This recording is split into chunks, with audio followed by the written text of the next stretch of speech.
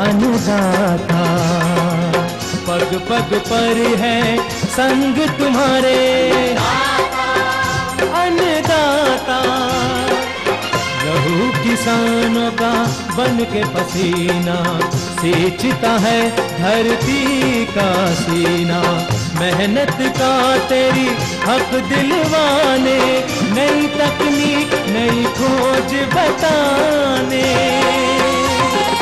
पशुधन को गुणवान बनाना, पौध सुरक्षा को सिखलाना, खेती के सब गुर समझाने, भारत का सरताज बनाने। आठों पहर है संग तुम्हारे अन्नदाता अन्नदाता। नमस्कार, मैं हूं नीलू। आप सभी दर्शकों का अन्नदाता कार्यक्रम में स्वागत करती हूं। हर रोज की तरह कार्यक्रम में लेकर आई हूं खेतीबाड़ी से जुड़ी हुई बहुत सी लाभकारी जानकारियां। तो चलिए सबसे पहले देखते हैं क्या है विशेष आज के कार्यक्रम में।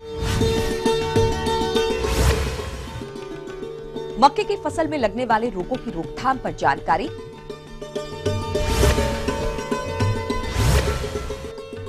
गूटी विधि से कैसे तैयार करें फलों के नए पौध,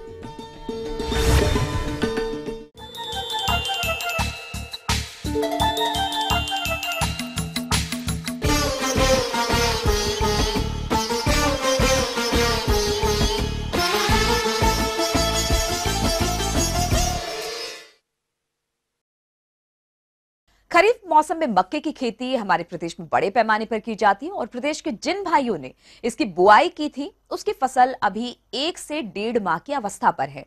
और इस अवस्था पर फसल में कुछ जरूरी कार्य जैसे उर्वरक प्रबंधन, पौध सुरक्षा उपाय, जल निकास इत्यादि कार्यों को करने की आवश्यकता होती है, क्योंकि इन कार्यों पर लापरवाही बरतने पर मक्के की फसल की बढ़वार बाधित होती है।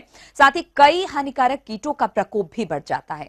इसलिए इस समय मक्के की फसल में इन सभी कार्यों को किस प्रकार से करें, इस बारे में उचित सुझाव दे रहे हैं कृषि विज्ञान केंद्र रांची के विषय विशेषज्ञ मनोज कुमार सिंह। किसान भाई, आपके खेत में जो मक्का लगा हुआ है ये अभी आपका 15 से 20 दिन का लग चुका होगा।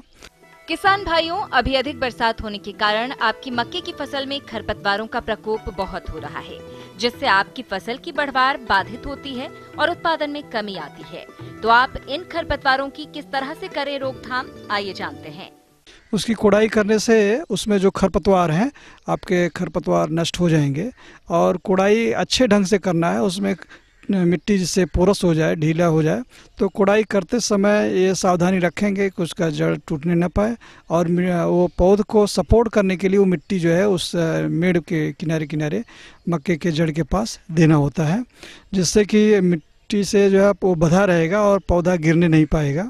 और पौध को खुराक भी वहाँ की मिट्टी से जो है मिल जाएगा, जिससे कि वो उसका लाभ प्राप्त कर सकेगा।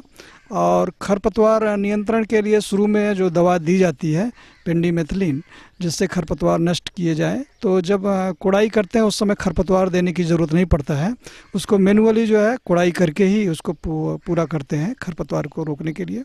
और जिस समय आप कोड़ाई कर रहे हैं, आपका नत्रजन का बात है, अब आप कोड़ाई कर रहे हैं तो इस समय आप जो है अपने खेत में 65 किलोग्राम नत्रजन देंगे। 65 किलोग्राम नत्रजन आप पर हेक्टेयर के दर से आप खेत में आप छिड़काव करके फिर उसको मिट्टी चढ़ा देंगे जो है। किसान भाइयों, मक्के की फसल में कुछ हानिकारक कीटों का भी प्रकोप होता है, जैसे तना छेदक कीट। ये कीट आपकी फसल के तने को काफी हानि पहुंचाता है। इस कीट की रोकथाम के लिए आप कार्बोफ्यूरॉन दवा 2 मिलीलीटर प्रति लीटर पानी में घोल बनाकर इसका छिड़काव करें। कि हमारे खेत में बहुत से कीड़े लगने की संभावना रहता है, जैसे तना छेदक, तो उस पर कार्बोफ्यूरॉन दवा लगा सकते हैं, या जो है आप दूसरी दवा जैसे कि थाइमेट भी लगाते हैं जो है। तो उससे उसके गाभे में आप उसके दाने को गिराएंगे, 2-2, 4-4 दाने उसके गाभे में गिरते जाए तो वहाँ पर कीड़े लगने की संभावना नहीं रहेंगे। अगर आप कीटनाशक जो है आप रासायनिक न प्रयोग करना चाहते हैं, एलो स्ट्रिक आजकल बाज़ार में आता है, वो पीले रंग का कार्ड रहता है, उसको खेत में आप 1 हेक्टेयर में 20 कार्ड लगता है और उसको डंडे में बांध करके खेत में लगा दें जाए।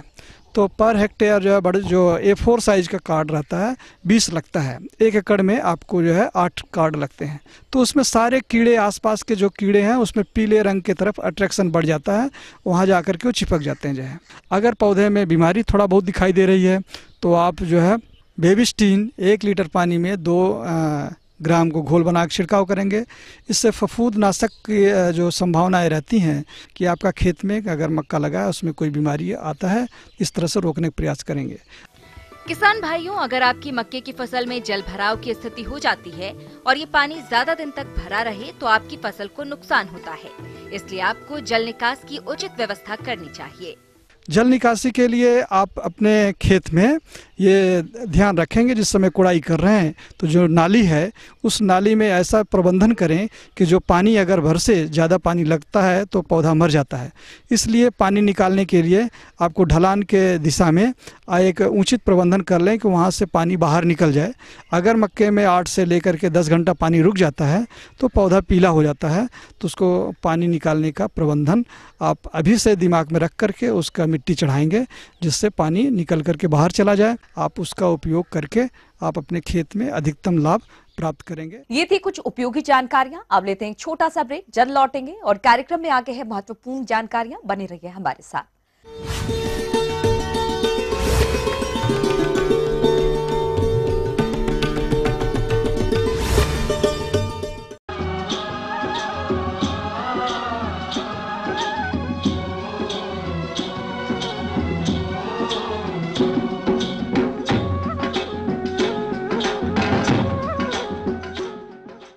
ब्रेक के बाद एक बार फिर से आप सभी दर्शकों का अन्नदाता कार्यक्रम में स्वागत है।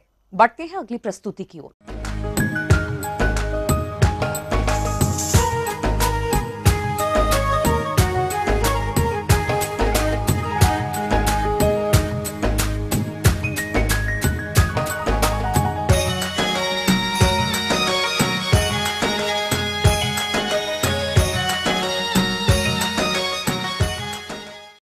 अच्छी प्रजातियों के अधिक फलन देने वाले फल वृक्षों को देखकर किसान भाई अक्सर ये सोचते हैं कि काश ऐसे पौधे होते। तो किसान भाइयों, हम आपको बता दें कि आप इन वृक्षों से नए पौधे तैयार कर सकते हैं।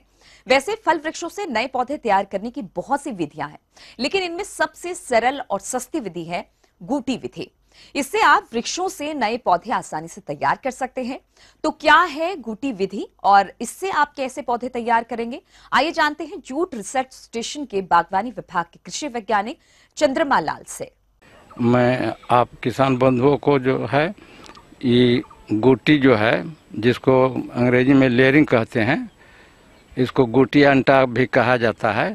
तो इसको अगर आप पौधा तैयार करते हैं तो बेरोजगार अगर जो युवक हैं जो बागवानी में थोड़ी ख्वाहिश रखते हैं तो इसको कर सकते हैं। इससे अच्छी आमदनी भी हो सकती है।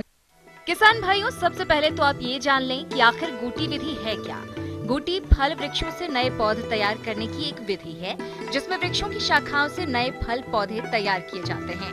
और आइए अब जानते हैं गूटी विधि से पौधे तैयार करने के क्या लाभ हैं और इससे किन किन फल वृक्षों के पौधे तैयार किए जा सकते हैं। पहले तो आम वगैरह में भी गूटी बांधा जाता है, लेकिन अब नई तकनीक आ गई है विनियर ग्राफ्टिंग, क्लेफ्ट ग्राफ्टिंग, तो उसके चलते इससे आसान है और उसका माने करीब के 80-85% है, जबकि इसका पहले 50% था। सबसे बड़ा इसमें गुण ये है कि आप जो है इस साल अगर गूटी तैयार करते हैं तो इसी साल इसमें फल आना शुरू हो जाएगा, जुलाई से 15 सितंबर तक। लेकिन ये नॉर्थ जो है बिहार जो है, इसमें चूंकि मानसून 15 जून को आ जाता है, वातावरण में नमी रहती है, तो ये 15 जून के बाद से भी इसमें माने आसानी से सक्सेसफुली किया जा सकता है। अभी आपने गूटी विधि से पौधे तैयार करने के लाभों के बारे में जाना।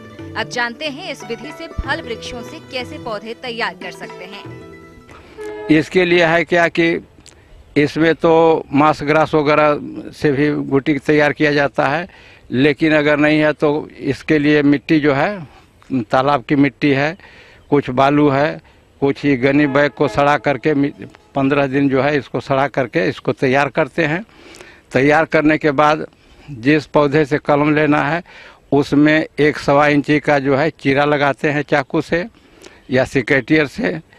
इसके बाद उसके खाल जो है छोड़ा देते हैं। छोड़ा देने के बाद उसको करीब से 4-5 रोज जो है उसको छोड़ देते हैं, इसलिए कि चूँकि ताज़ा घाव रहता है उसमें कैलस वगैरह भी फार्म हो जाता है। तब उसमें जो है मिट्टी ले जा कर के उसको बांधते हैं। उसमें 6 इंची से 10 इंची का जो प्लास्टिक होता है 200 mm का 200 गेज का जो होता है उसका इस्तेमाल करते हैं। और उसको जो कटिंग है उस पर उसको मिट्टी को गोलाई टाइप का बना करके लगाते हैं। लगाने के बाद प्लास्टिक से उसको लपेट देते हैं। लपेटने के बाद जो है ये जूट वाला रस्सी से उसको दोनों तरफ से दबा करके जब बॉल टाइप का हो जाता है उसमें की हवा निकल जाती है तब उसको जो है बांध देते हैं। बांध देने के बाद करीब 1-1.25 महीने 1.5 महीने में जो है उसमें जड़ निकलना शुरू हो निकल जाती है पूरी। जब पूरी जड़ निकल जाएगी तो आपको चूँकि उजला प्लास्टिक रहता है तो जड़ आपको दिखलाई पड़ती है। तब उसको जो है पहले जो है 1/4 काट दीजिए और इसके बाद 4-6 रोज के बाद में उसको आधा काटिए और 4-5 रोज के बाद में उसको पूरा काट करके जो जहाँ पर नर्सरी है वहाँ पर तैयार किया हो उसमें उसको लगा दीजिए। लगाने के बाद जो है सुबह शाम उसमें पानी दीजिए, उसके ऊपर से भी छिड़काव कीजिए।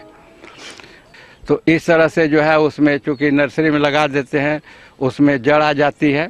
तब इसके बाद आपको 1 महीना 1.5 महीना के बाद उसको जहाँ लगाना है वहाँ लगा दीजिए। आगे और भी है कुछ रोचक जानकारियां, पर यहाँ पर रुकेंगे एक और ब्रेक के लिए। जल्द हाजिर होते हैं।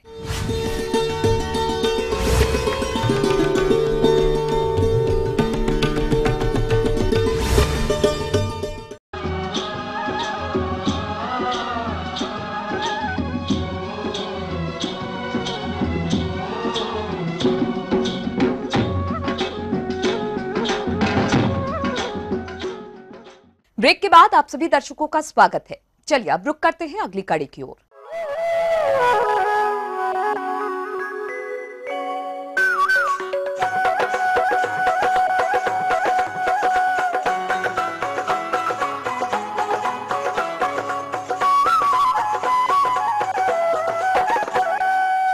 आज के परिवेश में प्रदेश में अंडे और मांस की मांग काफी तेजी से बढ़ रही है, जिसको देखते हुए प्रदेश के युवाओं का रुझान मुर्गी पालन की ओर तेजी से बढ़ रहा है।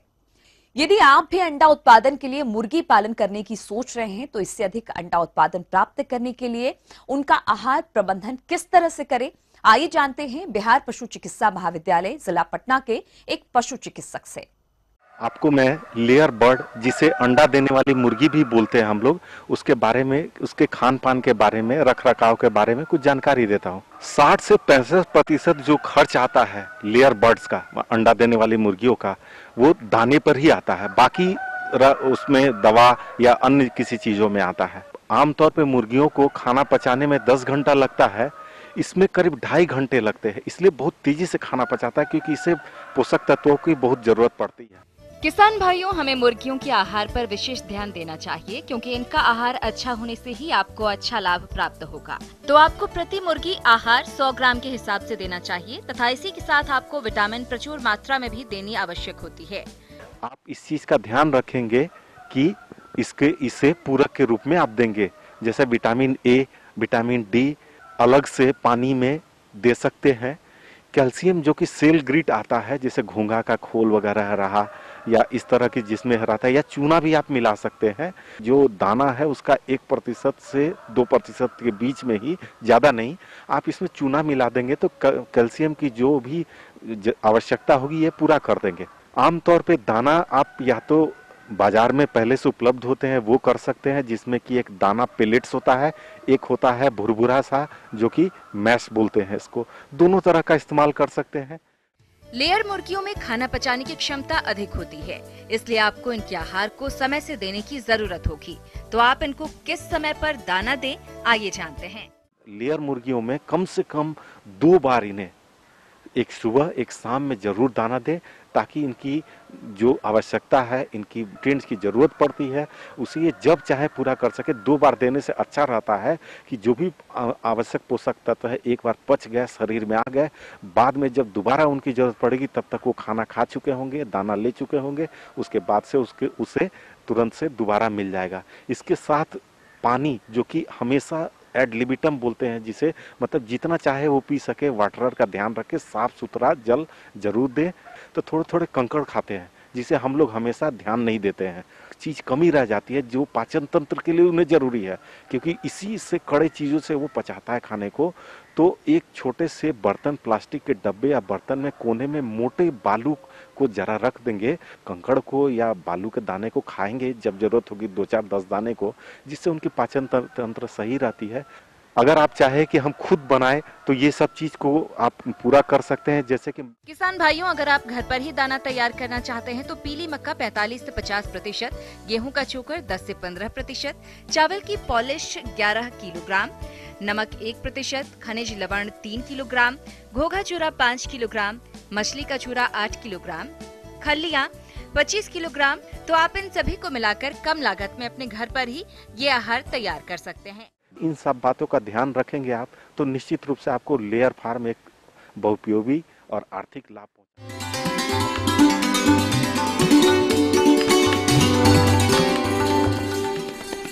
अन्नदाता हेल्पलाइन निशुल्क फोन संपर्क सेवा के माध्यम से आपके द्वारा पूछे गए कृषि से जुड़े प्रश्नों में से 1 या 2 महत्वपूर्ण प्रश्न को हम अपने कार्यक्रम में शामिल करते हैं, और इसी के तहत आज का चयनित प्रश्न और उसका जवाब इस प्रकार है।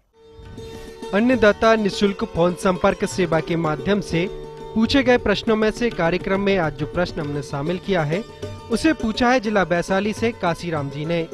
यह टमाटर की उन्नतशील किस्मों के बारे में जानकारी चाहते हैं। तो काशीराम जी, आपकी जानकारी के लिए देखिए कार्यक्रम का यह अंश। अभी वैसे मुख्य समय तो टमाटर का आपका विंटर ही होता है, जाड़े का समय होता है, लेकिन अर्ली वैरायटी का चुनाव करके आप इसकी फसल पहले तैयार कर सकते हैं। जो हाइब्रिड किस्में हैं उसमें रूपाली है, नवीन है, पूसा हाइब्रिड 1 एवं पूसा हाइब्रिड 2, ये अच्छी किस्में हैं। इसके अलावा भी आप नरेंद्र टमाटर 5 एवं नरेंद्र टमाटर 6 का भी चुनाव कर सकते हैं। अगर पूसा गौरव मिल जाए तो वो भी अच्छी किस्म है, या आर का विकास अच्छी किस्म है, इनका भी चुनाव आप कर सकते हैं।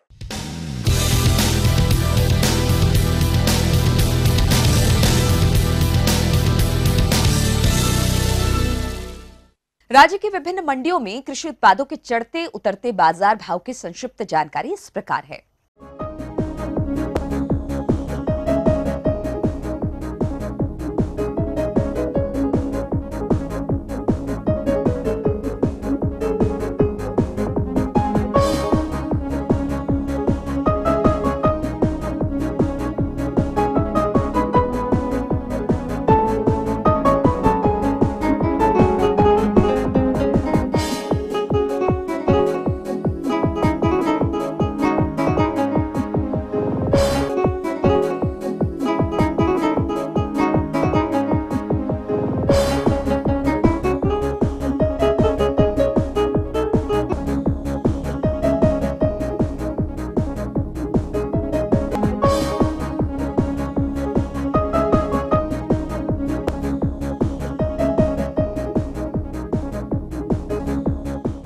अब आइए देखते हैं कल दिखाए जाने वाले कार्यक्रम की मुख्य झलकियां।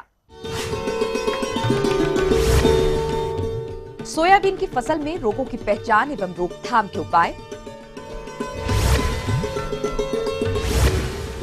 वीनियर ग्राफ्टिंग द्वारा आम के नए पौधे तैयार करने की तकनीक।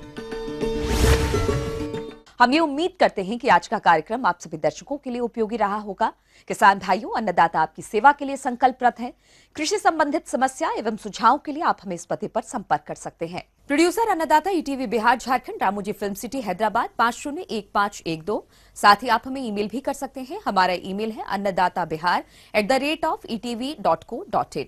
इसके अतिरिक्त आप हमें निशुल्क हेल्पलाइन नंबर 180010084599 पर सोमवार से शनिवार सुबह 10 से शाम 4 बजे के बीच संपर्क कर सकते हैं। फिलहाल अन्नदाता की पूरी टीम को इजाजत दीजिए। कल फिर इसी समय आपसे मुलाकात होगी कृषि संबंधित कुछ और महत्वपूर्ण जानकारियों के साथ। तब तक के लिए नमस्कार।